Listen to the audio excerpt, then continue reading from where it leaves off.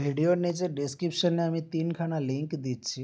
আপনারা যদি আনএকাডেমি লার্নিং অ্যাপ্লিকেশনটা ইনস্টল করেন, সেখানেও আমাদেরকে সার্চ করে নিতে পারবেন এবং সেখানে ফলো করতে পারবেন। ফলো একটা বাটন পেয়ে যাবেন, এই ফলো বাটনে ক্লিক করে ফলো করে নেবেন।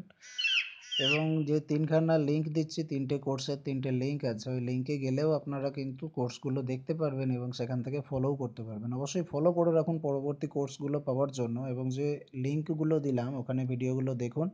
নাম্বার সিস্টেমের শর্টকাট ট্রিক্স আছে, মাল্টিপ্লিকেশনের শর্টকাট ট্রিক্স আছে, হিস্ট্রি, জেনারেল অ্যাওয়ারনেস আছে। দেখবেন খুবই গুরুত্বপূর্ণ প্রশ্নগুলো এখানে বাছাই করে করা আছে এবং যে শর্টকাট ট্রিক্সগুলো দেখানো হয়েছে আপনাদের অত্যন্ত কাজে আসবে বলে মনে করছি। অবশ্যই ফলো করুন, ভিডিওর নিচে ডেসক্রিপশনে লিঙ্ক দেওয়া আছে।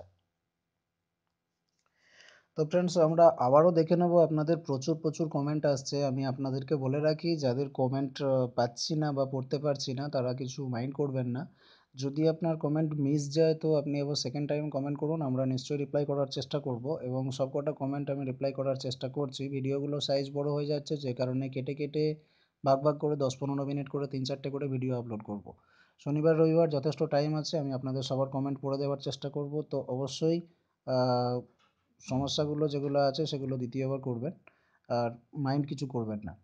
আর একটা কথা, যারা ফেসবুকে মেসেজ করছেন তারা যে সমস্ত কমেন্টগুলো এখানে করেন, তো এখানেই রিপ্লাই করার সুবিধা হবে। আমি একসাথে দু জায়গায় সবাইকে রিপ্লাই করতে পারছি না। তো একান্তই যাদের কোনো কিছু পার্সোনাল কথা আছে যেগুলো পাবলিকলি এখানে কমেন্ট করা সম্ভব হচ্ছে না, তারাই শুধু ফেসবুকে মেসেজ করুন। কোনো রকম এই ধরনের কমেন্ট করার জন্য ফেসবুকে মেসেজ করবেন না, তাহলে কিন্তু আপনি রিপ্লাই পেতে দেরি হবে। আপনি এখানেই কমেন্ট করুন, এক জায়গায় সমস্ত কমেন্টগুলো থাকলে আমারও রিপ্লাই করতে সুবিধা হয়। চলুন দেখে নেওয়া যাক। বিমল খান উনি বলছেন, দাদা আমি এমএ কমপ্লিট করে বিএড করছি, আমি কি একসাথে দুটোই করতে পারবো? দেখুন, জব আর বিএড একসাথে দুটো করাটা আপনার কিন্তু একটু চাপ হবে। সেই চাপ আপনাকে সহ্য করতে হবে। তবে বিএডের রেগুলার ক্লাস আপনি করতে পারবেন না, কিন্তু বিএডের পরীক্ষা আপনি দিতে পারবেন। আপনি বিএডটা চালিয়ে যাওয়ার জন্য যেটুকু ছুটির দরকার সেটা কিন্তু পাবেন। আপনি জয়েন করার পর আপনি বিএড করছেন সেটা লিখে একটা সাদা কাগজে অ্যাপ্লিকেশন করবেন আপনার দপ্তরের যে সুপ্রিম অফিসার আছে তার কাছে। তো আপনাকে কিন্তু তারা আপনার পরীক্ষা দেওয়ার ব্যবস্থা করে দেবে। 99% ক্ষেত্রে এগুলো গ্রাহ্য হয়, এগুলো সরকার বাধা দেয় না। তো আপনারও অ্যাপ্লিকেশন আশা করা যায় মঞ্জুর করবে এবং আপনি পরীক্ষা দিতে পারবেন। সমীর রায়, থ্যাঙ্কস দাদা। কর্ণ সরকার বলছেন, দাদা এনওসি লাগার ব্যাপারটা যে বলছেন সেটা কি ভেরিফিকেশনের দিন লাগবে নাকি রিজাইন দেওয়ার সময় লাগবে? ঠিক বুঝতে পারছি না, প্লিজ বলবেন। দেখুন, আপনারা যখন গ্রুপ ডির ফর্ম ফিল আপ করেছিলেন, নোটিফিকেশানে লেখা ছিল যদি আপনি কোনো সরকারি জায়গায় কাজ করছেন তো আপনার একটা এনওসি বাধ্যতামূলক ভেরিফিকেশনের জন্য। সেক্ষেত্রে আমি বলবো ভেরিফিকেশানের সময় যদি আপনি এনওসিটা জোগাড় করে রাখতে পারেন সেটা সবথেকে বেস্ট হয়। কিন্তু অনেক সময় হয় কি, আপনি যে অফিসে চাকরি করছেন সেই অফিসে কিন্তু ভেরিফিকেশনের আগে আপনি ওটা ম্যানেজ করতে পারবেন না। আপনি এখন একটা ভার্বালি জানিয়ে রাখুন যে কিছুদিনের মধ্যে আমার ভেরিফিকেশন হবে স্যার, আমার একটা এনওসি আপনার কাছ থেকে নিতে হবে। এমনটা হয় কি, তারা এনওসি দিতে দিতে সরকারি অফিসের কাজকর্ম কিছুদিন কিন্তু দেরি হয়েই যায়। তবে এমনটা নয় যে আপনি ভেরিফিকেশনের দিন এনওসি জমা না করতে পারলে আপনি প্রবলেমে পড়ে যাবেন। তবে এনওসিটা কিন্তু আপনার লাগবেই, সেটা কিন্তু মাইন্ডে আপনাকে রাখতে হবে। অমিত বাগচি বলছেন, দাদা আমি নবান্নের পাড়ের কাছে ফোন করেছিলাম এই নম্বরে। উনি বললেন যে পুজোর আগে জয়েন্ট হবে না এবং আরও অনেক কিছু বললেন। দেখুন, বিষয়টা আমরা প্রত্যেকটা ভিডিওতেই মোটামুটি এরকম একটা ডিসকাস করছি যে পুজোর আগে যদিও প্রসেস স্টার্ট করতে পারে কিন্তু কমপ্লিট করা সম্ভবই নয়, এরকম একটা বোঝাই যাচ্ছে। যে এরকম তড়িঘড়ি করে ডব্লিউবিজিডিআরবি বোর্ড রেজাল্টটা পাবলিশ করেছে কেস মিটে যাওয়ার পরেই, একটা নোটিশও দিয়েছে যে এরকম তড়িঘড়ি করে, সেরকম তড়িঘড়ি করে কিন্তু তারা আর প্রসেসটা কমপ্লিট করতে পারছে না। পুজোর আগে শেষ করা তো পসিবল নয় বলেই মনে হচ্ছে। যদিও শুরু হয়, যদিও এসএমএসটা মানুষের কাছে আসে, ইমেলটা আসে, ভেরিফিকেশানটা স্টার্ট হয়, কিন্তু রিক্রুটমেন্ট কমপ্লিট হওয়া সম্ভব নয় পুজোর আগে, এটা বোঝাই যাচ্ছে। আমি আগে অনেক ভিডিওতে এটা ডিসকাস করেছি। রাজকমল মাইতি বলছেন ভেরিফিকেশান কবে হবে? দেখুন, এই ব্যাপারটা নিয়েই তো চলছে ঝামেলা। আপনার কাছে চলে আসবে মেসেজ এবং ইমেল, সেখানে ডেট, প্লেস, কী নিয়ে যেতে হবে, কীভাবে ভেরিফিকেশান করতে হবে সমস্তটাই লেখা থাকবে এবং এই সংক্রান্ত আপডেট আপনি ওয়েবসাইটেও পেয়ে যাবেন, এই চ্যানেলেও পেয়ে যাবেন। সামির উদ্দিন শেখ বলছেন, দাদা আজ শুধু থ্যাঙ্কস বলার জন্য কমেন্ট করলাম, 12 তারিখের পর মানতে চাইবো। দেখুন, 12 তারিখের পর মানতে চাইবো এটা আমি ঠিক বুঝতে পারলাম না কি বলতে চাইছেন। কাইন্ডলি আপনি আরও একটু খুলে আরেকবার কমেন্ট করুন। অনুকূল সাউ কমেন্ট করেছেন, আমি জেনারেল কিন্তু ভুল করে এসসি হিসেবে ফিল আপ করেছিলাম, ডকুমেন্ট ভেরিফিকেশনের সময় সব ওনাদের বলি, এখন ইউআর হিসেবে লিস্ট আপ হয়েছে, এটা কি কোনো অসুবিধা হবে? প্লিজ জানাবেন। আপনি শুধুমাত্র ইউআর হিসেবেই কাজ করবেন। ইউআর হিসেবে লিস্ট আপ হয়েছে, ইউআর হিসেবেই আপনি জয়েন করতে পারবেন। কিন্তু আপনি যদি এসসি করে থাকেন, সেটা সংক্রান্ত আপনি যেটা বলেছেন তারা আপনার ব্যবস্থা তখনই করে নিয়েছে। কিন্তু আপনি এখন শুধুমাত্র ইউআর পরিচয় দিয়েই করবেন। আপনি কোনো রকম এসসি সার্টিফিকেট ভেরিফিকেশন করার চেষ্টাও করবেন না। তাহলে কিন্তু এগেনস্টে আপনার ব্যবস্থা হতে পারে। আইনানুগ ব্যবস্থা আছে। একজন জেনারেল ক্যান্ডিডেট কখনো এসসি হিসেবে ঢোকার চেষ্টা করাটা আহ, রীতিমতো অপরাধ। তো অবশ্যই আপনি ইউআর হিসেবেই পরিচয় দেবেন। এবং এই ব্যাপারটা যদি তখন তারা এসসি আপনার দেখতে পায়, ফর্ম ফিল আপের সেই জিনিসটা যদি তাদের কাছে থাকে, ভেরিফিকেশনের সময় যদি বলে আপনি এসসি দিয়ে ফিল আপ করেছিলেন কেন, তখন আপনি খুলে বলবেন ইন্টারভিউয়ের সময় কি বলেছেন না বলেছেন। এবং এসসি সার্টিফিকেট আপনার থাকা সত্ত্বেও আপনি জেনারেলের পরিচয় দিচ্ছেন, সমস্ত কথা সত্যি সত্যি খুলে বলবেন। সার্জেন বাবু এফ এইচ এক্স এইচ, ভয়ঙ্কর একটা টাইটেল। যাই হোক, দাদা আমার ডেট অফ বার্থ ভুল ছিল, আমার রেজাল্ট এখনও বেরোয়নি। দেখুন, আপনার যে প্রশ্নটা রেজাল্ট এখনও বেরোয়নি, এটার ক্ষেত্রে কিন্তু কিছু আমি সেভাবে বলতে পারবো না। কারণ রেজাল্ট যেটা বেরোয়নি সেটা এফএকিউ যে একটা পিডিএফ আপলোড করেছিল ডাব্লিউবিজিডিআরবি অফিসিয়াল ওয়েবসাইটে, ডাব্লিউবিজিডিআরবি বোর্ড, তারা কিন্তু বলে দিয়েছে যাদের রেজাল্ট বেরোয়নি বা রেজাল্ট শো করছে না তাদের কি প্রবলেম, এবং সেটা নিয়ে আমরা চ্যানেলে ডিসকাস করেছি বিস্তারিত। আশা করছি আপনি সেটা দেখেছেন বা শুনেছেন। এক্ষেত্রে নতুন করে বলার মতো কোনো কিছু আপডেট আসেনি। বিকাশ মণ্ডল বলছেন, ইন্টারভিউর সময় হাতে লেখা duplicate marksheet and certificate show করেছিলাম, রিভেরিফিকেশনের সময় computerised certificate and marksheet show করালে কি কোনো অসুবিধা হবে? জানালে উপকৃত হব। এক্ষেত্রে আপনার কাছে আমাকে একটা প্রশ্ন রাখতে হচ্ছে যে ডুপ্লিকেট মার্কশিট সার্টিফিকেট যেটা প্রথমে হাতের লেখা শো করিয়েছিলেন, সেটা কি আপনাকে কম্পিউটারাইজ সার্টিফিকেট মার্কশিট দেওয়ার সময় জমা নিয়ে নিয়েছে? যদি জমা নিয়ে থাকে তাহলে আপনি নতুনটাই শো করবেন, তাতে যা অসুবিধা হবে আপনাকে তো পোয়াতেই হবে, কারণ আপনার কাছে সেটা আর নেই। আর যদি সেটা জমা না নিয়ে থাকে তাহলে আপনি দুটোই দেখাবেন, প্রথমটাও দেখাবেন, দ্বিতীয়টাও দেখাবেন, তারপর তারা যা বলবে সেইভাবে কাজকর্ম করবেন। সৌমেন সামন্ত বলছে, দাদা গ্রুপ ডি এমপ্লয়িজদের কি বাথরুম ক্লিন, সুইপিং, ওয়াটার আনা এসব কাজও করতে হবে? দেখুন, বাথরুম ক্লিন, সুইপিং এই দুটো কাজ আপনাকে করতে হবে না, কিন্তু জল আনতে আপনাকে বলতেই পারে। আপনি রিফিউজ করবেন কিনা সেটা আপনার ব্যাপার, কিন্তু গ্রুপ ডি স্টাফদের এই কাজটা বলা হতেই পারে। 10 তারিখের পর কি এসএমএস আসতে পারে? দেখুন, এসএমএস আসলে তো 10 তারিখের পরেই আসবে, তার আগে আসার সম্ভাবনা নয়। তবে 10 তারিখের পরেই কি আসতে পারে আপনি যেটা জানতে চেয়েছেন সেটার ব্যাপারে বলি দেরি হতেও পারে। তাপস দাস কমেন্ট করেছেন, এখনও কি সব কিছু পিএআর ডিপার্টমেন্ট কাজ করবে, এসএমএস, মেল, লেটার সেন্ডিং ইত্যাদি? হ্যাঁ, একদম তাই। তারা অফিসিয়ালি জানিয়ে দিয়েছে পিএআরকে দায়িত্ব দেওয়া হয়েছে রিক্রুটমেন্ট প্রসেস ফার্দার কন্টিনিউ করার জন্য।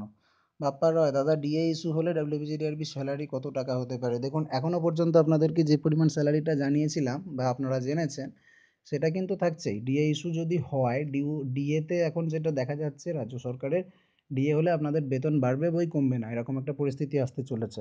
তো ডিএ সংক্রান্ত ইস্যু কিছু এলে বা ডিএ সংক্রান্ত ইস্যু তো বর্তমানে চলছেই, ডিএটা চালু হবে, হ্যাঁ, 125% এরকমটাই ভাবা হচ্ছে। যদি ডিএ বেড়ে যায় তো আপনাদের স্যালারি বেড়ে যাবে, কমার কিন্তু সম্ভাবনা নেই। সো 15-র আশপাশে স্যালারি আপনারা পাচ্ছেন, এটা আপনারা মোটামুটি নিশ্চিন্ত থাকুন। সাজিব মহন্ত বলছেন, দাদা আমার তো বাবার সাথে 15 ইয়ার সম্পর্ক নাই, বাবা কোনো আইডেন্টিটি প্রুফ নাই, মা সব কিছু আছে, বাট বাবা নাম তো আমার ডকুমেন্টসে আছে, কি করব প্লিজ বলবেন, না কিছু প্রবলেম হবে?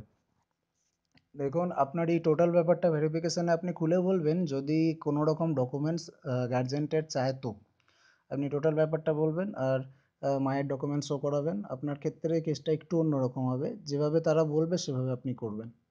বাবার ডকুমেন্টস আপনার কাছে নেই মানে এখন আপনার কাছে কিছু করাও নেই। যদি কিছু করার থাকে, যদি একটা আপনি আইডেন্টিটি প্রুফ বাবার জোগাড় করতে পারেন, সেটা করে রাখুন আপনার নিজের সিকিউরিটির জন্য। তাপস দাস বলছেন, ডব্লিউবিজিডিআরবি বা পার ডিপার্টমেন্ট থেকে কি এসএমএস, ইমেল আসবে, বাড়িতে লেটার আসবে কি? এখন বাড়িতে লেটার আসার ব্যাপারটা কিন্তু পরে, আগে কিন্তু এসএমএস বা ইমেল একটা কিছু আসবে এবং ওয়েবসাইটেও তারা আপডেট দেবে। মৌসুমি মান্ডি, উনি বলছেন, আমার বাবা লেট হয়েছেন তাই আমি ফর্ম ফিল আপের সময় লেট দিয়েছিলাম, কিন্তু আমার কোনো ডকুমেন্টস বাবার নামে আগে লেট নেই, কোনো সমস্যা হবে কি? না, কোনো ডকুমেন্টসে লেট দিয়ে ডকুমেন্টস তৈরি করা হয় না, তো আপনি এটাকে নিয়ে কোনো রকম টেনশন করবেন না। ডকুমেন্টস তৈরি হয়ে যাওয়ার পরেও মানুষের লেট হয়, তো লেটটা কোনো ব্যাপার না। আপনার বাবার নামটা ঠিক আছে কিনা সেটা মাথায় রাখুন। প্রসেনজিৎ বিশ্বাস, দাদা অ্যাপয়েন্টমেন্ট লেটারে মোটামুটি কি কি লেখা থাকবে, মেডিকেলের সম্বন্ধে কিছু লেখা থাকবে প্লিজ বলবেন? অ্যাপয়েন্টমেন্ট লেটারে মেডিকেল সম্বন্ধে কিছু লেখা থাকবে না। অ্যাপয়েন্টমেন্ট লেটারে এই সমস্ত ভেরিফিকেশন এই সমস্ত হয়ে যাওয়ার পরে লেখা থাকবে অ্যাপয়েন্টমেন্ট লেটার যেমনভাবে হয় আপনাকে এই পদের জন্য নির্বাচন করা হলো, আপনি সরকারি একজন ব্যাপার এবং সরকারি নিয়মকানুন মানবেন, ইত্যাদি ইত্যাদি বিষয়গুলো লেখা থাকে, মোটামুটি মেনশন করে দেওয়া থাকে। সেইভাবে অ্যাপয়েন্টমেন্ট লেটার হবে। অ্যাপয়েন্টমেন্ট লেটারের সঙ্গে ভেরিফিকেশনের কোনো সম্পর্ক নেই। সমস্ত ভেরিফিকেশন পেরিয়ে যাওয়ার পরে নরমালি অ্যাপয়েন্টমেন্ট লেটার দেওয়া হয়, মানে আপনি জয়েন করছেন। কিন্তু WBGDRBর ক্ষেত্রে সিস্টেমটা হচ্ছে একটু আলাদা। তাড়াতাড়ি করার জন্য তারা কিন্তু আপনাদের আগে অ্যাপয়েন্টমেন্ট লেটার দিয়ে জয়েন করিয়ে পরেও ভেরিফিকেশন করতে পারে, এমনটা বলেছিল জীবিকা দিশারি। দাদা তোমার হোয়াটসঅ্যাপ গ্রুপ লিংক দাও পূজা পুরকাইত। আপনি একটু ফেসবুকে কমেন্ট করুন, গ্রুপটা পাবলিকলি দিলে ভর্তি হয়ে যাবে গ্রুপটা, তো সমস্যা হবে। যাই হোক, তাহলে সেকেন্ড গ্রুপ বানাতে হবে। 257 জনের বেশি হোয়াটসঅ্যাপ গ্রুপে জায়গা দেওয়া যায় না, যে কারণে আমি ফেসবুক পেজের লিঙ্ক সবাইকে দিচ্ছি, ওখানে আসুন, ওখানেও কথাবার্তা হবে। তো হোয়াটসঅ্যাপ গ্রুপের লিঙ্ক যাদের দরকার হচ্ছে ফেসবুকে কমেন্ট করুন, পার্সোনালি দিয়ে দেবো। গোকুল পাল কমেন্ট করেছেন ফোন মেসেজ কবে ঢুকবে আর WBGDRB সাইট আবার নতুন লিঙ্ক কবে দেবে। ঠিক বুঝতে পারলাম না, ফোনে মেসেজ ঢোকার জন্য আপনাকে 10 তারিখ 15 তারিখ 20 তারিখ অপেক্ষা করতে হবে, যখন আসবে অফিসিয়ালি আপডেট পাবেন। আর সাইটে আবার নতুন লিঙ্ক কবে দেবে বলতে আপনি কি বোঝাতে চাইছেন? যে SMS এর ব্যাপারটাই যদি বলতে চান, তো SMS যেদিন আসবে সেদিনই কিন্তু আপনি অফিসিয়াল ওয়েবসাইটেও কিন্তু আপডেট পেয়ে যাবেন। আর যদি নতুন কোনো রিক্রুটমেন্টের খবরের কথা বলেন, এই রিক্রুটমেন্ট প্রসেস কমপ্লিট হলে তারপর কিন্তু নতুন করে 6,000-এর রিক্রুটমেন্টের খবর আসবে ওয়েবসাইটে। তন্ময় দাস দাদা, আপনার সব ভিডিও আমি দেখি, খুব ভালো কাজ করেন আপনি, ভগবান আপনার মঙ্গল করুন। আর যারা বাজে কথা বলছে আমার ভিডিও নিয়ে তাদের মুখে পোকা পড়ুক, স্যালিটিউ দাদা। অনেক ধন্যবাদ। এইভাবে বলবেন না, যারা বাজে কমেন্ট করছে তারা কিছু ভেবে করছে, সব মানুষ সমান হয় না, 100% পাঁচটা আঙুল পাঁচ রকমের। যাই হোক, আমি তাদেরকে নিয়ে বিশেষ কিছু টেনশন করি না, কারণ আমার কাছে 1,000টা কমেন্ট এলে একটা কমেন্ট বাজে আসে, 999 জন তো আমাকে ভালোবাসেন, তাদের জন্যই আমি করে যাব। তো স্যালুট ম্যালুট করার কিছু নেই, আমার কাজ আমি করছি, আপনার কাজ আপনি করছেন। অনেক ধন্যবাদ, আপনার কমেন্ট দেখে আমার ভালো লাগলো। সন্দীপন মান্না বলছেন সবাই অ্যাপয়েন্টমেন্ট লেটার না পেলে রিজাইন করতে বারণ করছে, কিন্তু লেটার পাওয়ার আগে যদি ভেরিফিকেশন হয় সেখানে কি NOC শো করাতে হবে? দারুণ প্রশ্ন করেছেন, এই প্রশ্নটা প্রথম দিকে একজন করেছিল, যে এখন তো রিজাইন করা যাবে না, আগে জয়েন করবেন তারপরে রিজাইন করবেন, কিন্তু জয়েন করতে গেলে কিন্তু রিজাইন করাটা আবার প্রয়োজন। আপনি জয়েনের পরে রিজাইন করতে পারেন না, আগেই করতে হবে, এবং এখানে যেদিন ছাড়বেন সেখানে গিয়ে তার পরের দিন জয়েন করবেন, এরকম একটা সিস্টেম আছে সরকারিভাবে। তো ওটাকে নিয়ে কোনো অসুবিধা আপনার হবে না, আপনি জাস্ট এখন ভার্বালি জানিয়ে রাখুন আমার একটা NOC প্রয়োজন, এরকম নতুন একটা জায়গায় আমি জয়েন করতে যাচ্ছি, আপনার অফিসার আপনাকে সমস্ত ব্যাপারটা বলে দেবে কি করতে হবে না করতে হবে। তো আপনাকে একটা সাদা কাগজে দরখাস্ত লিখে জমা দিতে হবে, আমার NOC প্রয়োজন, অবশ্যই তারা ব্যবস্থা করে দেবে, ওটাকে নিয়ে চাপ নেবেন না। কার্তিক আচার্য বলছেন দাদা আবার কখন গ্রুপ ডি বেরোবে? মোটামুটি এই গ্রুপ ডির ঝামেলাটা মিটলে তারা আবার নতুন করে 6,000 গ্রুপ ডি বার করবে বলেই জানিয়েছে। সৌমেন বর্মন বলছেন দাদা এপিডেভিট করতে কতদিন টাইম লাগে? দেখুন, এপিডেভিট করতে 5 মিনিট সময় লাগে। এবার আপনার জেলায় যারা করবে তাদের ব্যাপার নির্ভর করে তার উপর, যেমন আমার জেলায় যেটা হয় আমি আপনাকে বলি, আমাদেরকে সকাল 12টার মধ্যে এপিডেভিটের অ্যাপ্লিকেশান জমা করতে বলে, এবং যিনি ডিস্ট্রিক্ট ম্যাজিস্ট্রেট উনি সই করা শুরু করেন দুপুর 2টোর পর থেকে। তারপরে আমাদের এপিডেভিট হাতে পেতে পেতে মোটামুটি 3:30 4টে হয়ে যায়, এরকম একটা ব্যাপার।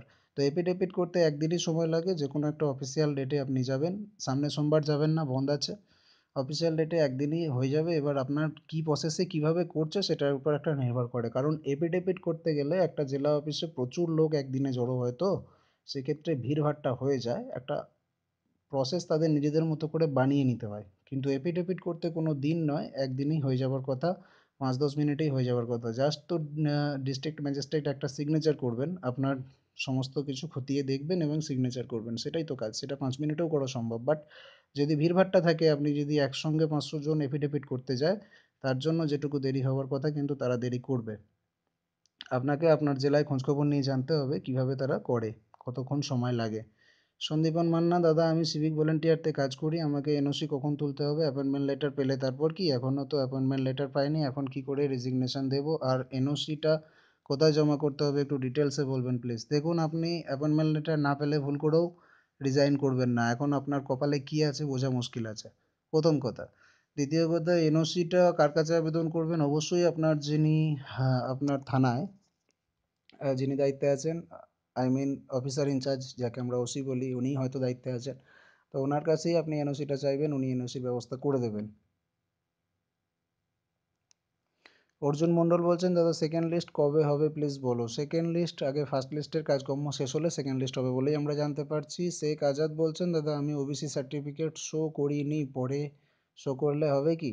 দেখুন, প্রশ্নটা ক্লিয়ার নয় আমার কাছে। ওবিসি সার্টিফিকেট শো না করে তাহলে আপনি জেনারেল হিসেবে এখন পাস করে বসে আছেন, এমনটাই বুঝতে হচ্ছে আমাকে। আর যদি জেনারেল হিসেবে আপনি পাস করে থাকেন, ওবিসি সার্টিফিকেট পরে কোনো শো করার দরকারই নেই আপনার।